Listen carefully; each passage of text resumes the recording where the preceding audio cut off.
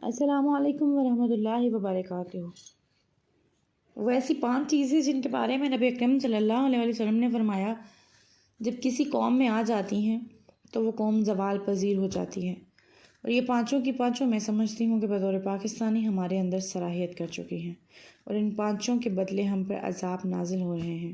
Number 1، نبی اکرم صلی اللہ علیہ وسلم نے فرمایا جب کسی قوم میں فحاشی عام ہو جاتی ہے، عریانی عام ہو جاتی ہے، زناکاری عام ہو جاتی ہے، بدکاری عام ہو جاتی ہے۔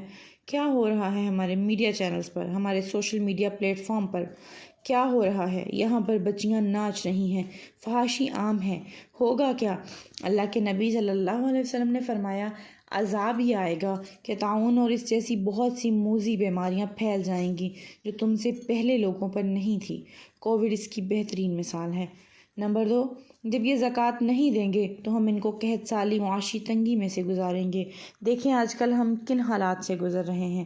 ہمارے کون سے دکاندار ہیں جو ناپ تول میں کمی نہیں کرتے؟ قحط سالی، اور پھر انہی کے حکمرانوں کے ہاتھوں ان کی تذلیل کروائیں گے۔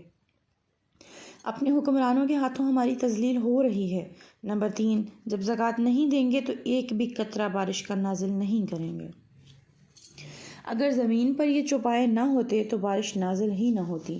جب لوگ اللہ اور اس کے رسول صلی اللہ علیہ وسلم کے ساتھ جب اللہ اور اس کے رسول صلی اللہ علیہ وسلم کے ساتھ کیے گئے عہد و پیمان کو توڑ دیتے ہیں، اور وہ وعدے جو ہم نے اپنے نبی اور اپنے رب سے کیے ان کو توڑ دیتے ہیں، تو ہم ان لوگوں پر انہی میں سے دشمن مسلط کر دیتے ہیں جو ان کے پاس جو کچھ ہوتا ہے چھین لیتے ہیں۔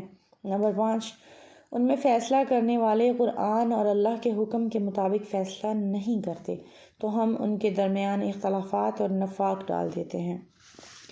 یہ وہ تمام چیزیں ہیں جن کی وجہ سے بطور Pakistani we are also one of them، ہم ہی معاشرہ ہیں۔